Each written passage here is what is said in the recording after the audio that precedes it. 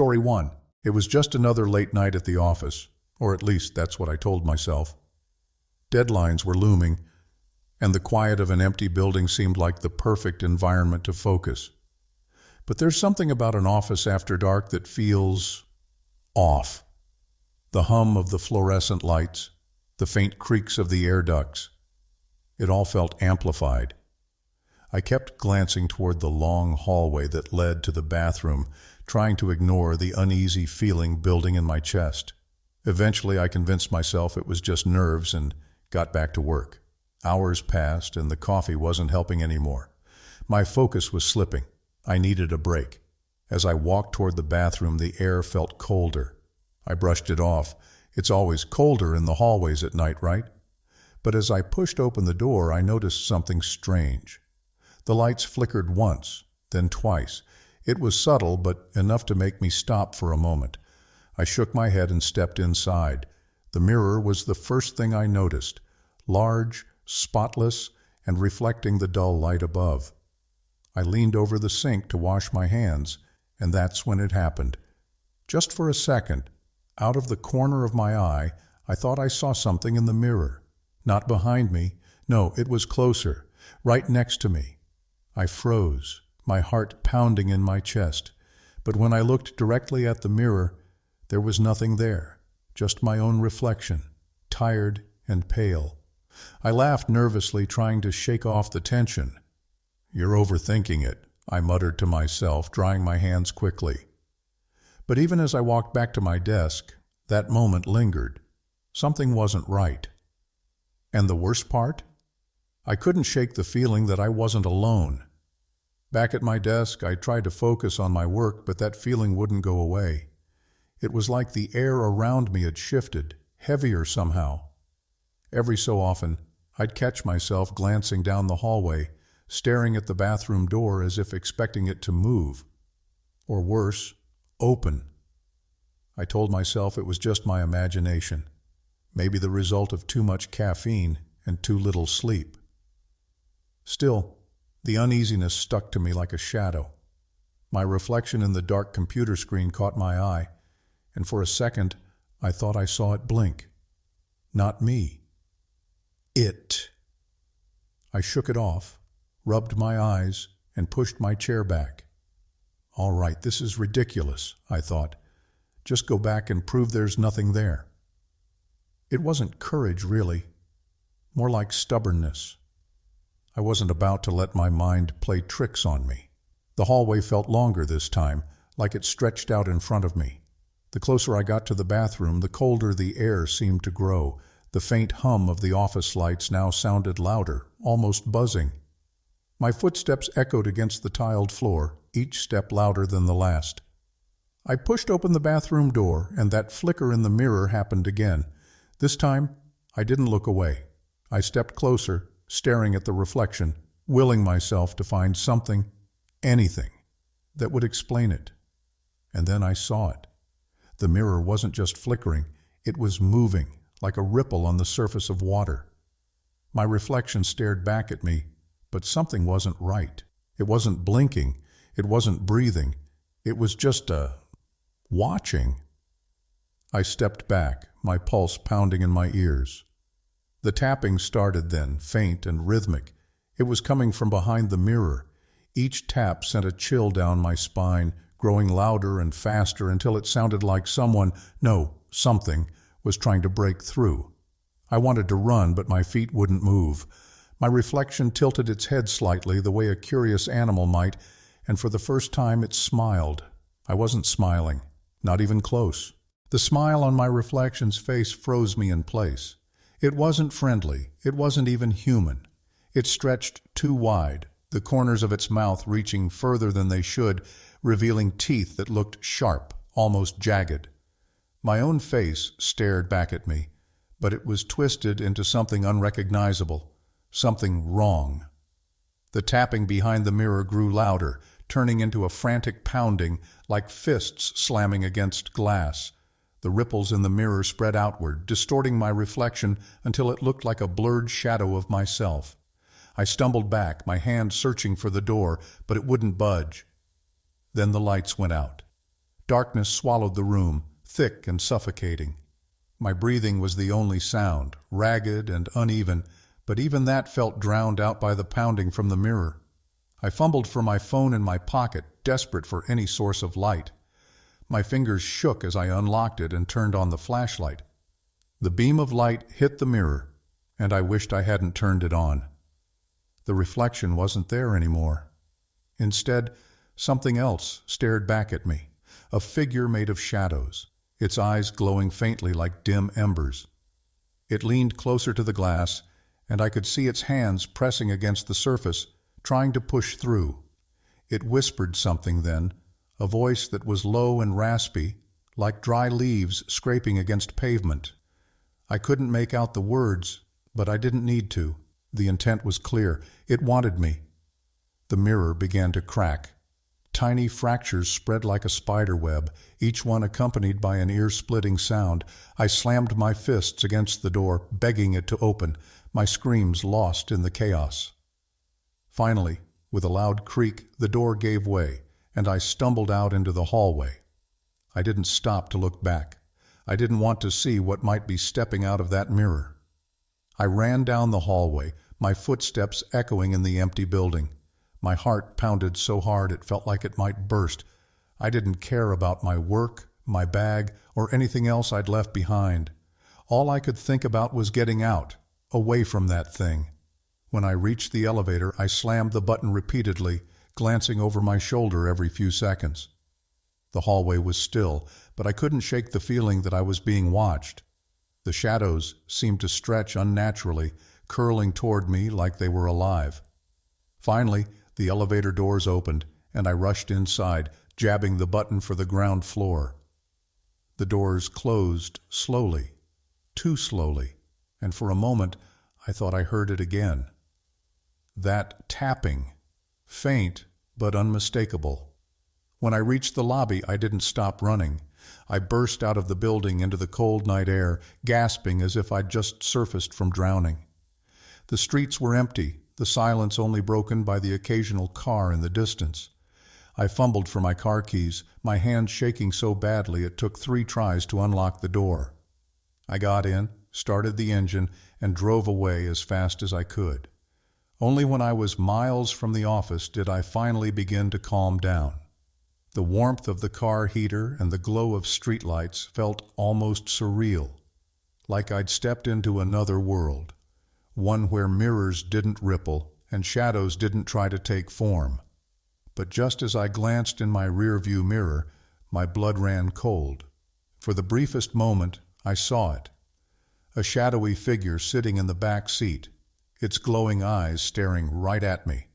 I slammed on the brakes and whipped around, but the back seat was empty. My heart raced as I sat there, gripping the steering wheel. Was it real? Was it my imagination? I didn't wait to find out. I kept driving, refusing to look into any mirrors for the rest of the night. Even now I avoid mirrors whenever I can. I'll never know what that thing was or why it wanted me. But sometimes, when I catch my reflection out of the corner of my eye, I wonder if it's really me or something else, waiting for the right moment to return. Story 2. Jake always preferred studying late at the library. Fewer distractions, fewer people, and the quiet hum of the fluorescent lights kept his mind sharp. Tonight was no different except for how empty the place felt. It wasn't unusual for the library to be quiet at night, but tonight it was unsettling. The silence felt heavy, almost suffocating, broken only by the occasional creak of the old building. After hours of cramming for his exam, Jake's focus began to waver. He sighed, closed his textbook, and decided to take a break. He needed to stretch his legs and find the nearest bathroom. The hallway leading to it was dimly lit, and each step echoed faintly against the cold, tiled floor.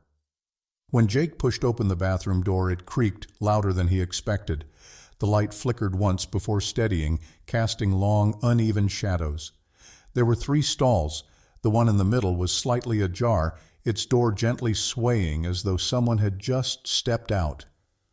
Jake froze for a moment, but then shook his head. "Probably just a draft," he muttered, trying to brush off the unease creeping up his spine. He chose the stall furthest from the door, locking it behind him. As he sat, the quiet seemed to deepen. The hum of the fluorescent lights faded into the background, replaced by an unsettling stillness. Jake couldn't shake the feeling that something wasn't right. The air was colder than it should have been, and a faint, metallic scent lingered, barely noticeable but impossible to ignore. That's when it happened. The latch on his stall door shifted, a soft metallic click that made his heart skip a beat. He stared at it, his breath catching. The door didn't open, but it felt different, as though it had locked itself from the outside. He reached out, testing the latch, but it wouldn't move. Jake's pulse quickened. Something about this bathroom was wrong, but he didn't know what yet. Jake's fingers fumbled with the latch, but no matter how hard he pushed or pulled, it wouldn't budge. His breathing grew shallow as unease gave way to panic. "What the hell?" he whispered under his breath. He pressed his ear against the stall door, listening for any sound, any sign that someone else was there. That's when he heard it, a faint, rhythmic whisper, barely louder than a breath. The words were too soft to understand, but the tone was unmistakable, desperate, pleading. It echoed faintly, bouncing off the tiled walls, making it impossible to tell where it was coming from. Jake froze, his hand gripping the edge of the stall for balance. "Hello?" he called out, his voice shaking slightly. The whispers stopped. Silence pressed down on him like a weight. Then, from the stall next to his, he heard a single, deliberate tap. It was soft at first, like someone lightly drumming their fingers on the metal wall. Tap, tap, tap. The sound grew louder, more insistent. Jake dropped to his knees, peering under the stall. His breath hitched as he spotted something. A shadow. It wasn't moving, but it didn't belong to him. He pulled back quickly, his heart pounding in his chest. "Who's there?" Jake demanded, his voice louder now, but it echoed emptily in the room. No response. He craned his neck, trying to see if someone had entered the bathroom, but the gap beneath the stall door revealed nothing but stillness. Then the smell hit him, metallic, sharp, and overwhelmingly strong, like rusted iron or blood. Jake gagged, covering his nose, his stomach churning. He pressed himself against the stall wall, trying to put distance between himself and whatever was happening. But the whispers returned, louder this time, filling the space around him. They weren't words anymore, just guttural, raspy sounds that made his skin crawl. Suddenly, the shadows beneath his stall shifted. They moved unnaturally, stretching and twisting as though they were alive. Jake's mind raced. He grabbed his phone from his pocket, fumbling to turn on the flashlight. But just as the beam of light hit the ground, the shadows vanished. The air grew colder, and the metal of the stall door felt like ice against his back. That's when he heard the voice, raspy and low, but unmistakably calling his name. "Jake!" He froze, his phone slipping from his hands and clattering to the floor. The whisper came again, closer this time. "Jake, let me in." Jake's heart raced, pounding so hard it drowned out the whispers for a moment. He stared at his phone on the floor, its screen still glowing faintly, but he couldn't bring himself to reach for it. The voice came again, louder now, right outside the stall door. "Jake, open the door." He pressed himself against the back wall of the stall, his hands trembling. The whisper was joined by a soft scratching sound like nails dragging against metal. His eyes darted to the latch and his breath hitched. It was slowly turning. "No," he whispered to himself, his voice barely audible over the scratching. "No, no, no." He lunged forward, grabbing the latch with both hands, trying to keep it in place, but it was moving on its own, cold, mechanical, and unrelenting. The stall door creaked, the sound reverberating through the bathroom like a scream. Jake's strength wasn't enough. With one final twist, the latch snapped open and the door swung outward with a deafening crash. Jake stumbled backward, his eyes glued to the doorway. There was nothing there, no person, no shadow, just empty air. For a moment he thought it might be over, but then he looked up. Two pale, disembodied hands gripped the top of the stall door. They were unnaturally long, with fingers that bent at wrong angles. Slowly, a head appeared, peering over the door frame. It was smooth, featureless, with no eyes, no mouth, just a blank, pale surface that seemed to stare right at him. Jake was frozen, his body refusing to move. The figure tilted its head as though studying him, and then it whispered again, though it had no mouth. "Stay with me, Jake." The whispers grew louder, overlapping and echoing as more hands appeared, gripping the sides of the stall, pressing closer. Jake snapped out of his paralysis, scrambling for the door. He grabbed it and flung it open, not daring to look back. Jake bolted out of the stall, his footsteps echoing loudly against the bathroom tiles. The whispers didn't stop. They chased him, overlapping and growing louder as though they were right behind him. "Jake, stay. Don't leave me." He reached the bathroom door, but it wouldn't budge. Panic surged through him as he yanked on the handle, his breath coming in ragged gasps. Behind him, the sound of scratching and tapping grew closer, accompanied by a low, guttural hum. With a desperate cry, Jake threw his shoulder against the door, and it burst open, spilling him into the dimly lit hallway. He stumbled, but didn't stop running. His only thought was to get as far away from the bathroom as possible. As he sprinted down the corridor, the whispers faded, replaced by an unsettling silence. He reached the main library doors, shoved them open, and collapsed onto the cold pavement outside, gasping for air. Jake looked back at the library. The building stood silent, its windows dark and still. For a moment he almost believed it was over, that whatever happened in that bathroom was done. But when he glanced at his hand, his blood ran cold. There, clutched tightly in his trembling fingers, was the broken latch from the stall door. Rusted, bent, and unmistakable. His heart pounded as he dropped it on the ground, backing away. His mind screamed for answers, but deep down he knew one thing. That bathroom wasn't done with him, and neither was whatever was inside. Story 3. David hated stopping at places like this, but the long stretch of empty highway and his aching bladder left him no choice. The gas station sat under a flickering neon sign, its dull glow barely cutting through the darkness of the surrounding night. He parked his car and headed toward the bathroom, the cool night air brushing against his skin. The bathroom door creaked as he pushed it open, the sound echoing in the small, tiled room. It was dimly lit, with one of the overhead lights buzzing faintly. The faint smell of mildew and cleaning chemicals hung in the air. He washed his hands quickly, eager to leave, when something caught his eye.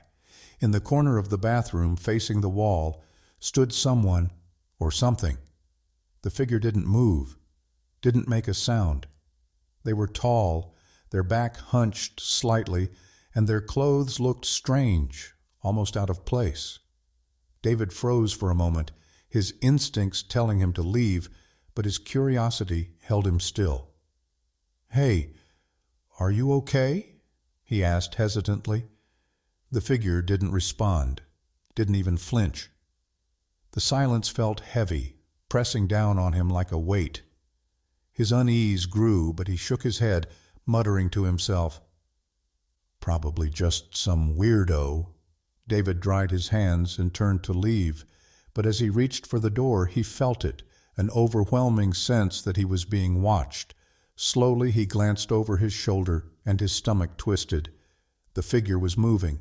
David froze, his hand hovering just inches from the door handle. The figure hadn't fully turned, but its head was slowly tilting, as if trying to look at him without moving too much. The motion was unnatural, stiff, like something that didn't quite understand how bodies were supposed to move. His breathing quickened as he turned back to the door, gripping the handle tightly. He wanted to leave, but his legs felt rooted to the spot. The faint buzz of the overhead light grew louder in his ears, and the air seemed to grow colder. "Look, if this is some kind of joke, it's not funny," he said, his voice trembling. The figure remained silent, its head now tilting at an impossible angle. Slowly it began to shift, turning toward him with jerky, halting movements. David tried to focus, squinting to see its face, but there was nothing there. No eyes, no mouth, just a blank, featureless surface. His chest tightened as his mind raced to make sense of what he was seeing. The figure took a step toward him, its foot dragging slightly across the tiled floor. The sound sent a shiver down David's spine. He stumbled back, his grip on the door slipping. "Stay back!" he yelled. But the figure didn't stop. Instead, it tilted its head again, as though it were studying him. Then, it reached out, its hand long and pale, the fingers unnaturally thin. David felt panic surge through him, and he threw himself against the door, desperate to escape. Behind him, the figure moved again, faster this time. The sound of its dragging steps grew louder, closer.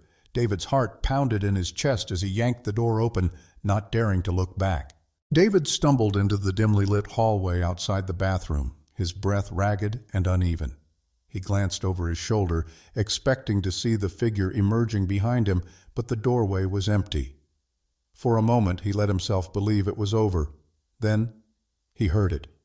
A dragging sound, slow and deliberate, coming from inside the bathroom. His blood ran cold as he turned back to the open doorway. The figure stepped out, its movements jerky and unnatural, as though its body was resisting the act of walking. David's legs felt like they were made of lead, but survival instinct kicked in. He turned and ran down the corridor, the sound of his footsteps echoing loudly.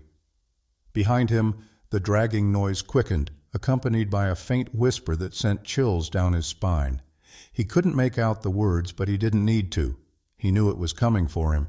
He reached the gas station's front door and shoved it open, the cold night air hitting him like a slap. David didn't stop to look back. He sprinted to his car, fumbling with the keys as the whispers grew louder, almost right behind him now. Finally, he got the door open, jumped inside, and slammed it shut. His hands trembled as he jammed the key into the ignition and started the engine. The car roared to life, and he peeled out of the parking lot, the gas station disappearing into the distance. David's heart pounded in his chest, his knuckles white as he gripped the steering wheel. For a moment, the only sound was the hum of the car engine and his own ragged breathing. But then, in the rear-view mirror, he saw it. The figure was standing in the middle of the road, its featureless face turned directly toward him. David's breath caught in his throat as he stared at the figure in the rear-view mirror. It stood motionless in the middle of the road, its pale, blank face illuminated by the car's red taillights.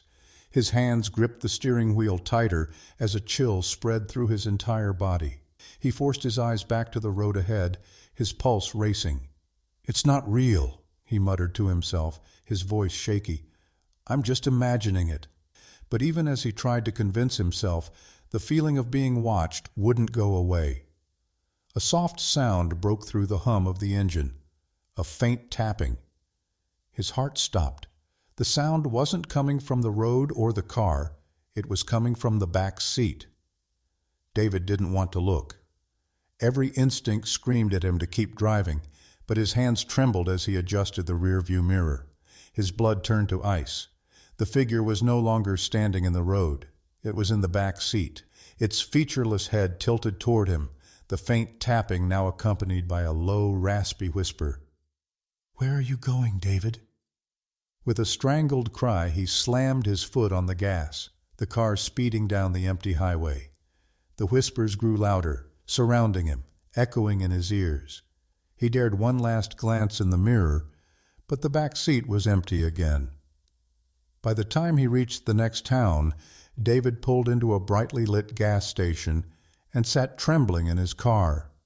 He couldn't explain what had happened, and he wasn't sure anyone would believe him. One thing was certain: he would never stop at a deserted gas station at night again.